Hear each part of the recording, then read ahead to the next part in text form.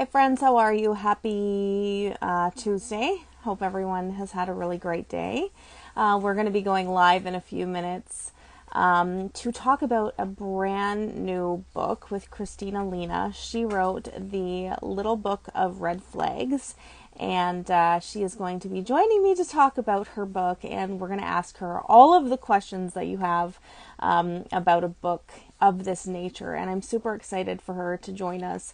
So I'm just gonna wait a couple of minutes and bring you up to speed on a couple of things before we get started. So with Christina, she is a brand new author that we have had the pleasure of welcoming to our team at Pandemonium Publishing House, and she has written such a fantastic book about the little red flags for single ladies. Okay, so this book is fun. This book is funny. This book is insightful. This book is helpful.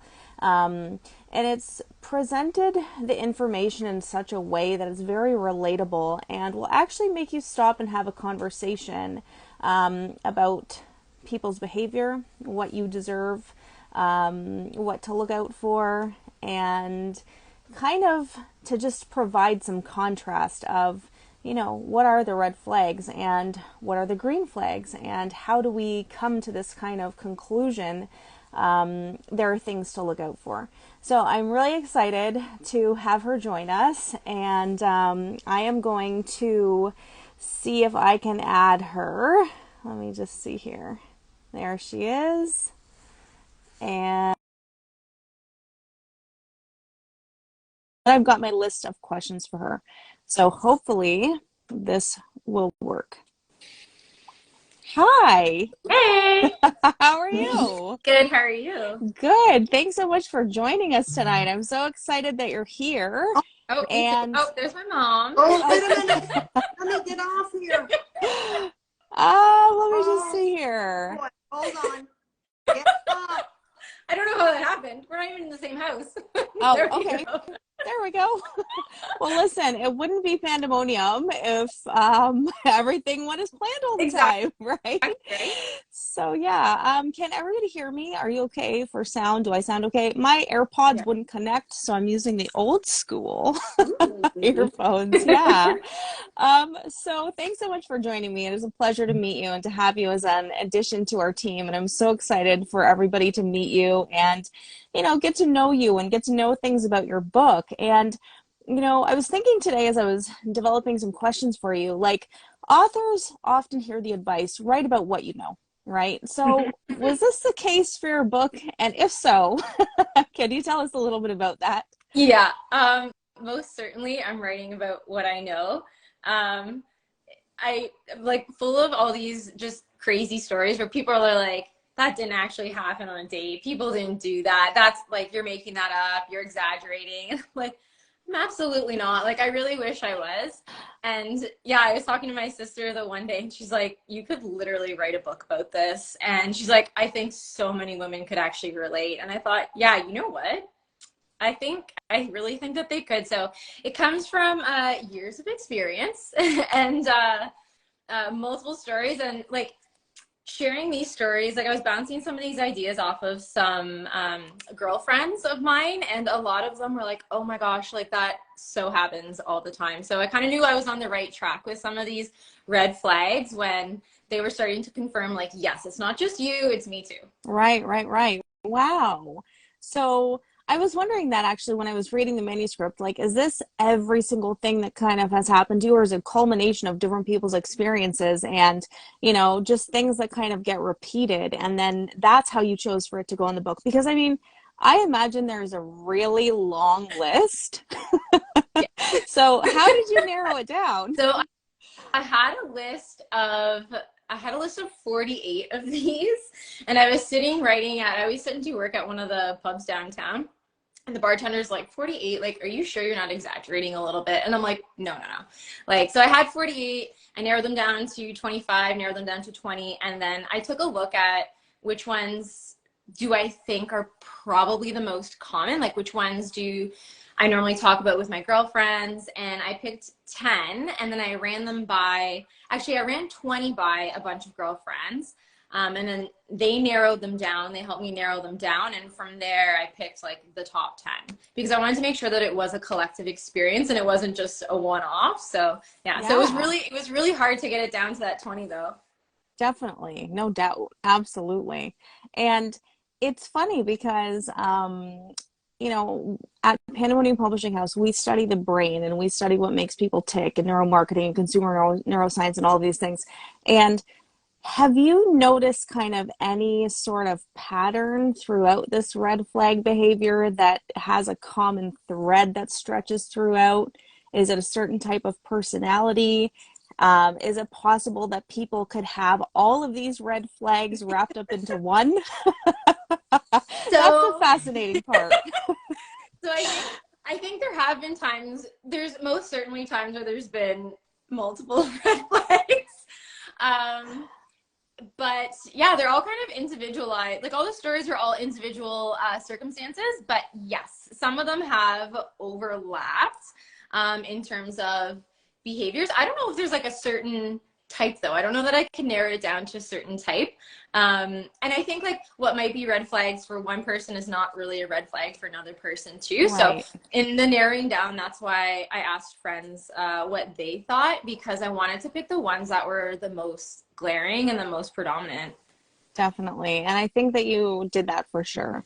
So, when did you actually start writing this book? Like, what year did it happen in, or was it recent, or is it something you've been working on for a while?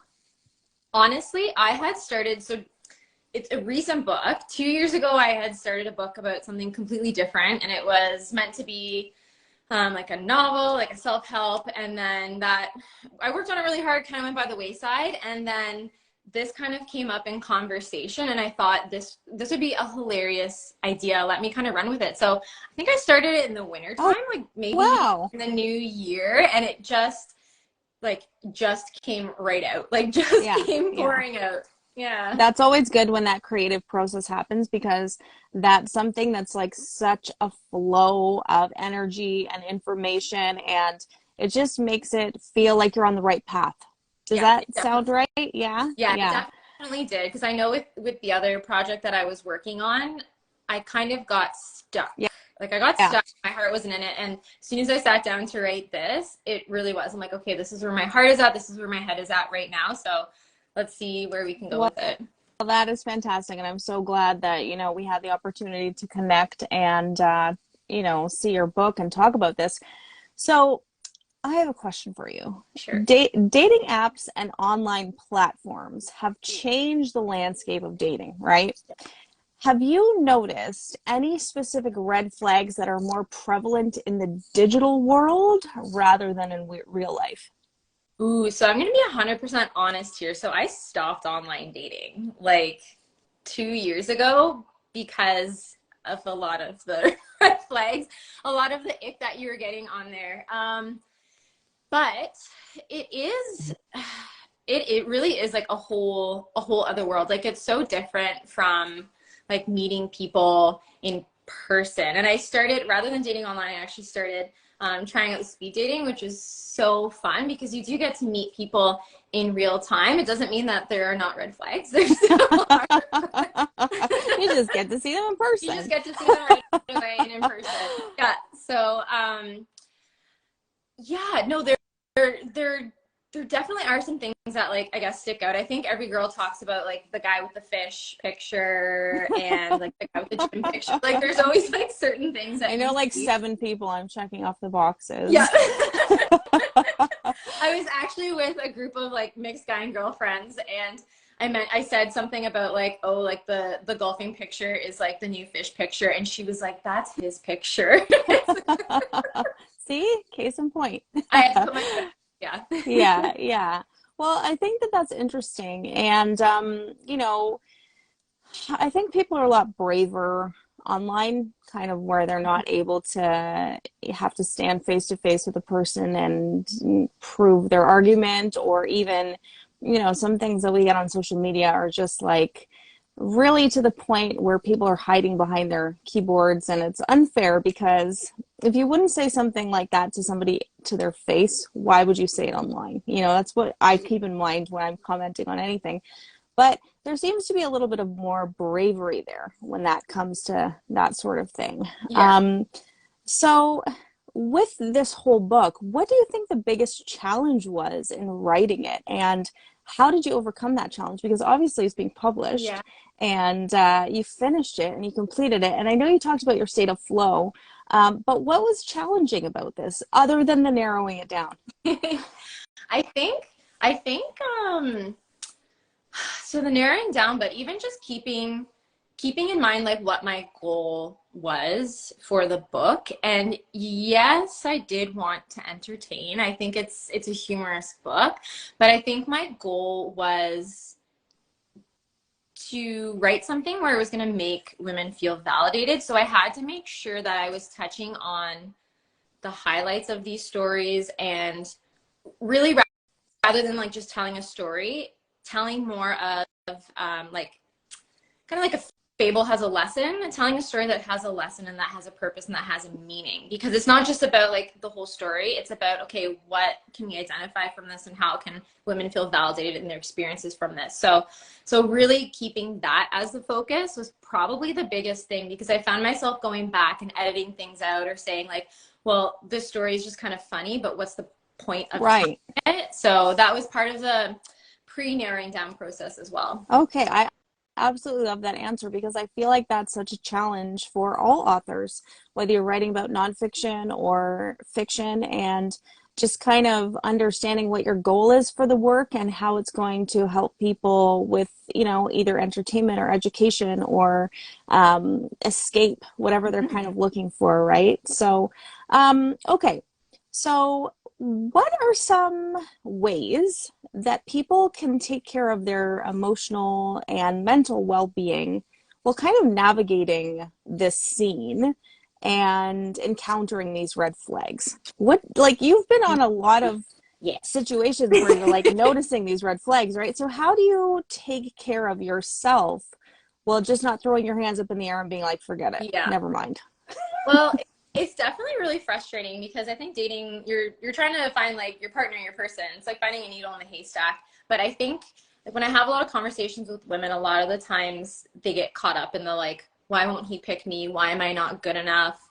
Like, when am I going to find someone? When am I going to find someone? And there's too much focus on like the idea of like, I want someone to pick me, where I Yeah. think to me, and like that can be really heavy. Like that can really weigh on someone. That can just lead to a lot of like negative self-talk, thinking that like you're not good enough. But I think really when you're navigating dating, if you go into it, and this sounds like such cliche advice that people have given to me, and I'm like, just stop, you don't know what you're talking about. But I think it is true. There is some validity to it. I think if you go in with an open mind, and you go in even if it's not an experience where you come out with a partner, if it's an experience where you've learned something from it, and most importantly, you've learned from yourself, I think that's the big thing. So at the end of the day, go in knowing that it's an experience. It's not like the be all and end all. And just remember really your worth at the end of the day, because you're going in as an individual and that person's going in as an individual. And just because it didn't work doesn't mean that there's anything wrong with you. And I think that's the biggest thing to keep in mind, is that a lot of women always place like the blame on themselves and saying like, well, there must be something wrong with me. But there's not anything wrong with you. You just need to find the person that's right for you, and the Right. person that everything about you is perfect. Definitely. And you know what the thing is too? I find that when we start to focus on ourselves, things kind of fall into place. Yeah. So focusing on, improving yourself, and whether it be learning a new skill or implementing a new way of doing things, or, reading outside of your genre and kind of looking at different points of view. I think that that's where that's where the magic happens, when you put the work in of knowing who you are and caring about the things that you do and understanding who you are as a person, because how can anybody else know you if you don't know yourself, right? I think that that's a huge thing that I took from your book after reading it. That was kind of what I got out of it. but what do you want readers to take from your book? I know that it's a fun kind of, satirical take, but it's very, very true. Like these things are huge red flags and are happening. But it's entertaining and educational at the same time. But what is the overall goal that you want readers to take from your book? I think ultimately I mean, it's a book for single ladies, but men or women or non-binary people, anybody can read it. I think really what I want people to take from this is that one, they're not alone, and two, their experiences are valid. Because if I had a nickel for every time someone said you're too picky or you're too judgy or nobody's perfect or whatever, and that made me doubt myself and made me doubt my instinct, and I should have listened to those red flags.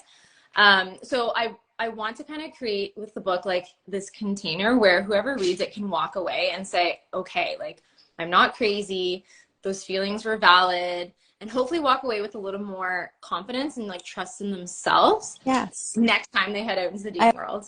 I love that. I love that advice so much because that is so important. And we are working on promotion of your book and your book launch, and it's going to be really, really fun. So just give us a little bit of insight into that. We don't have a date nailed down yet, but we're going to do it in kind of in theme with the book. So tell us about that. Yeah, I'm so excited for this. So I'm working in collaboration with Happy Hour Speed Dating. Samantha is the creator of that in Hamilton, and she organizes speed dating throughout Hamilton, and she's gone out to Guelph and Kitchener, Waterloo.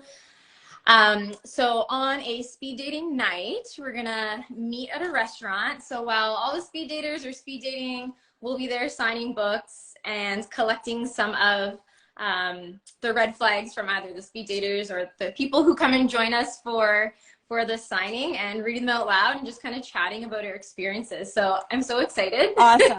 Because it creates a nice little collective experience for everyone. It does. And I'll be standing over tables, supervising dates, saying, no, that's a red flag. Please go on to the next person. So it's going to be really, really fun. I'm super excited for you. And, for a book like this to be able to enter the market at this point, I think it's really valid and really needed. And, with everything that's kind of happening with people pretending to be somebody that they're not, all those catfishing things that you see, I think it's really wise to kind of have this fun book that provides a lot of advice and a lot of really solid kind of fundamental things when you're out there. So what did you kind of learn from the process of writing that you didn't expect? Was there any kind of skill that you were like, oh, I didn't know I needed to do that? Or was there kind of a conversation where you had with yourself that was like, I didn't know what I was getting into, or that kind of thing? I think with writing, the biggest thing was like telling people that I was a book, I think, because I don't know. I think it's like a big undertaking, and once you say I'm writing a book, you put it out there, and then you're almost like obligated to finish it and obligated to present it, and then that puts a lot of pressure on you, and just putting it out in the world is a scary, scary thing, which I'm like, okay, I wrote a book, and then like you believed in it, and now it's out there. So that's kind of scary. So I think like the big challenge is, the pressure that you put on yourself to finish it and to make it good and to make sure that like it does have meaning, because even though it's a humorous book, I still want there to be a purpose behind it, like a meaning. Definitely. Yeah. And you know what? A lot of my authors tell me that it's about being vulnerable. It's about taking those pieces of yourself and kind of sharing them with the world. And you can never really write a book without leaving a piece of yourself or many pieces behind. So I think that it's important for authors to kind of realize that, once you put those words out there, you can't really ever get them back. But how is that going to change things for other people? And that really is the purpose of storytelling, is to get to know yourself and leave a piece of yourself behind, but also help shape the narratives of things that are going on that matter and that people really care about. So I think that's a great part of being an author. Scary, definitely, but it's absolutely necessary. And thank you for being vulnerable and, sharing your stories of this happened to me and this was what I learned from this and this is what I went through, so that you can kind of recognize it and you can say immediately, this isn't something that I want, or this is something that I do want. So that clarity that you provide with your book is very, very helpful when people are navigating this type of environment. Let's put it that way. So with your book, you had some really great designs and illustrations in there. Can you tell us about your illustrator, or the designer, graphic designer? So my illustrator was a friend of a friend, and I just kind of put out a post on Instagram and said, does anyone know an illustrator? And my friend said, I know someone. And I took a look at her work, and she's done a lot of different things. Like she's done other books. She did some cartoons for a condom company. And it was then where I was like, okay, she's my girl, because she knows this type of humor. So right. Yeah. I think she's going to do a great job. And she talked to me her name's Kristen Woodfine. And she talked to me about like what I really wanted with the book and the type of design. And I said, I really want the pictures to reflect like what are we getting out of this? Like, what is the purpose of this story? What is the purpose of this tale? And so she did a couple sketches for me, and a couple rough sketches, and she sent them, and she said, what do you think of these? And I said, I think they're absolutely great. Like, these are hilarious. Like, the first one that she had was the dumpster fire. Yeah. And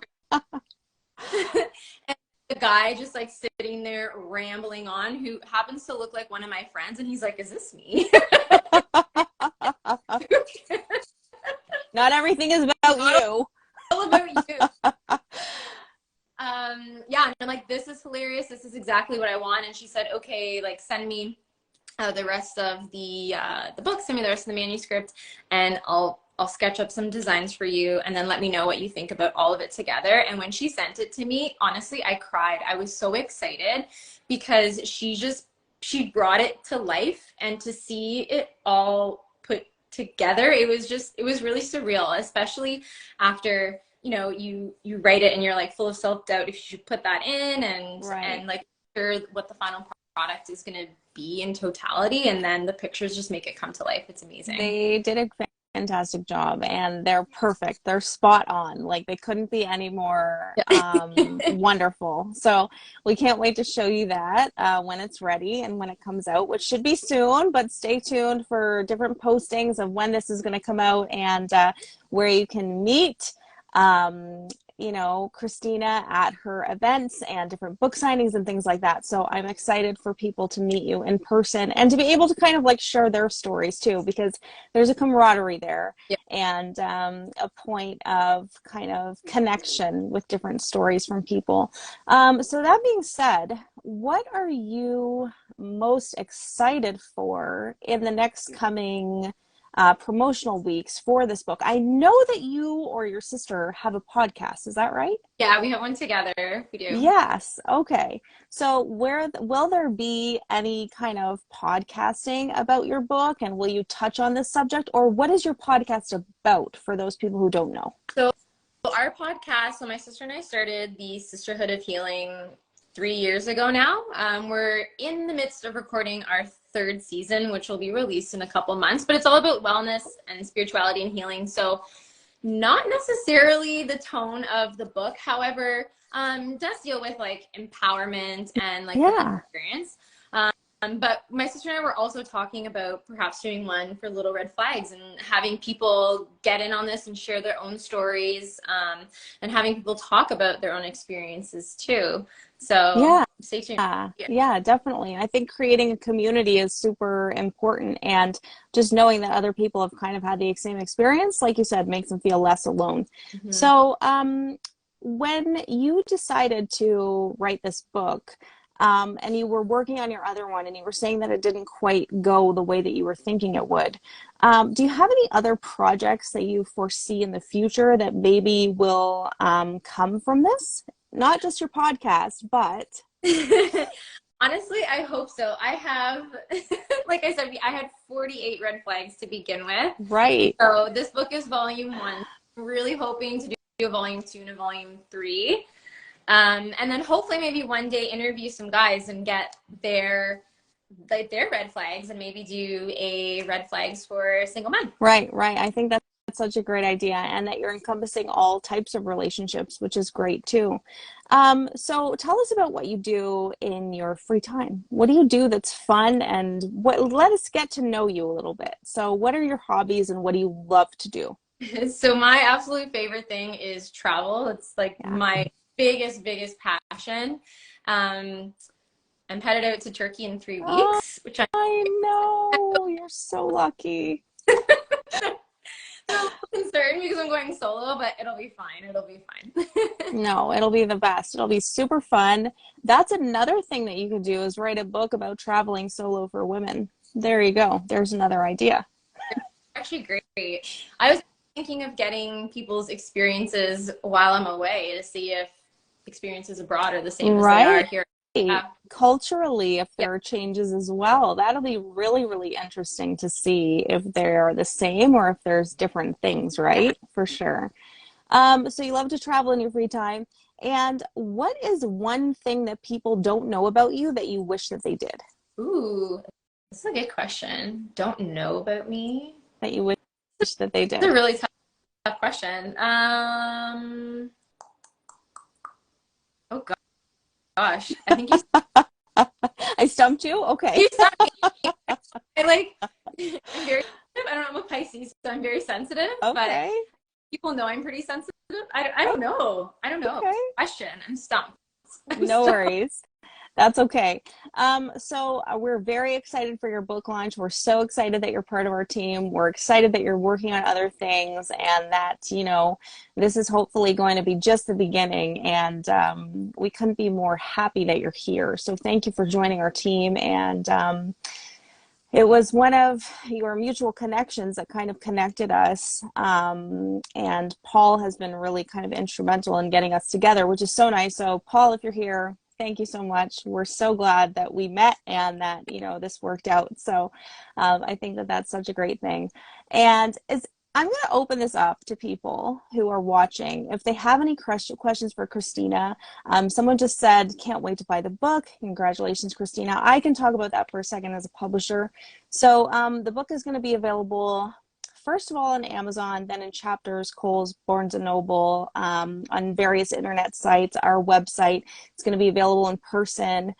So you're going to be able to get your copies. We'll just let you know when and where that's going to happen. But if anybody has any questions in the meantime for Christina, just put them in the comments below, and we will try and get to those.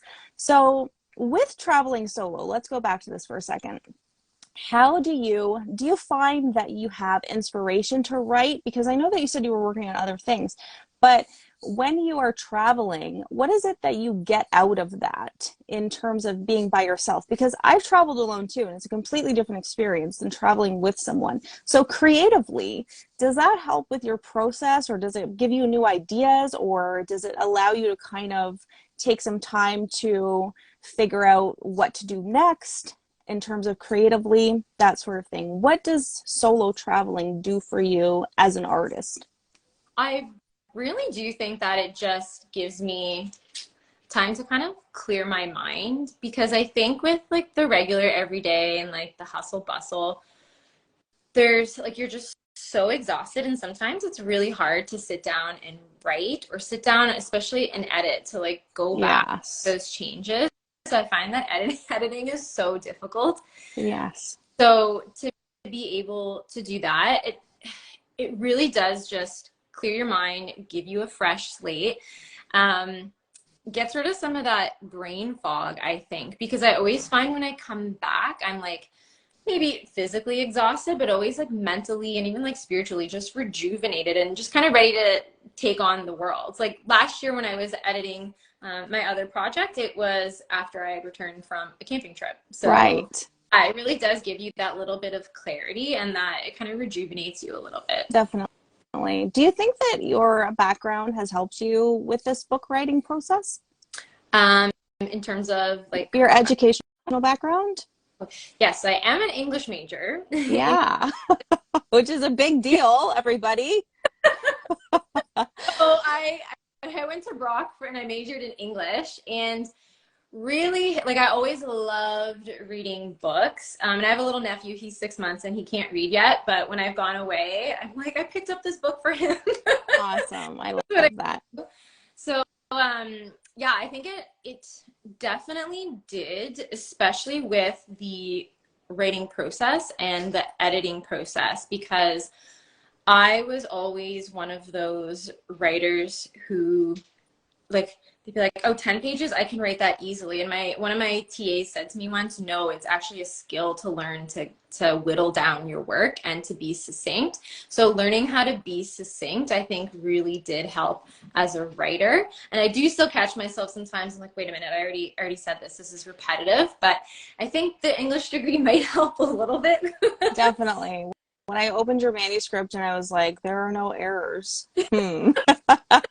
Right? Obviously, we still send it to editing, and it's one of those things where it's like, nothing came back. Oh, okay. Well, if to be nitpicky, we're going to have to pick this apart, that's what we'll do, right? Yeah. So, yeah, that makes everybody's job super easy. So, thank you for being an English major. Yeah.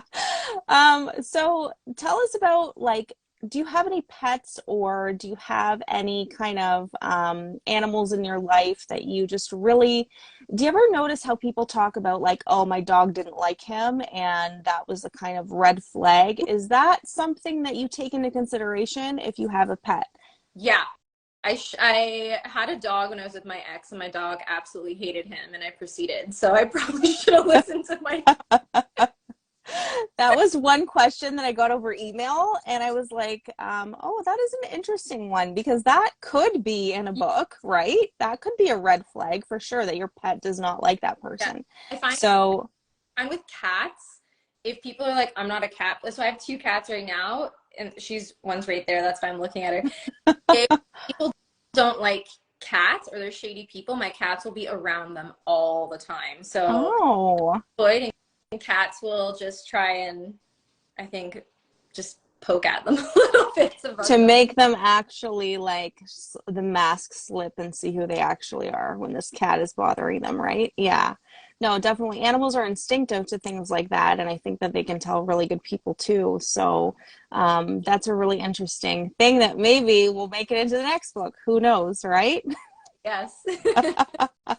Yeah, but I guess we don't have any questions from anyone, so that's okay. If you do want to ask any questions, you can email us at pandapublishing8@gmail.com, and we'll pass that on to Christina, and hopefully you'll be able to meet her at the book launch and all the book signings that she's going to be doing, and those kind of events in person where you're going to be able to share your red flag stories with her as well. And we're so excited to welcome you to Pandemonium Publishing House, so thank you for being here. And we'll give you more information on where to pick up her book, when it's going to be ready, when you're going to be able to meet her in person and get your book signed, all of that kind of stuff. So stay tuned for that. And follow us on Instagram if you don't already. Follow Christina. Follow us at Pandemonium Publishing House and stay up to date with all of these things that are happening. So thank you for joining me. It was a pleasure talking to you, and we absolutely love your book, and we know that everyone's going to love it too, and they're going to be able to relate to it. Yes. Thank you so much. Thank you for the project, and thanks for having me today. Absolutely. Thank you, and we will see you soon, everybody, and I'll provide you with some updates for when this book is going to be released. It is The Little Book of Red Flags for Single Ladies, Volume 1, coming soon. Thanks so much, everyone. See you next time.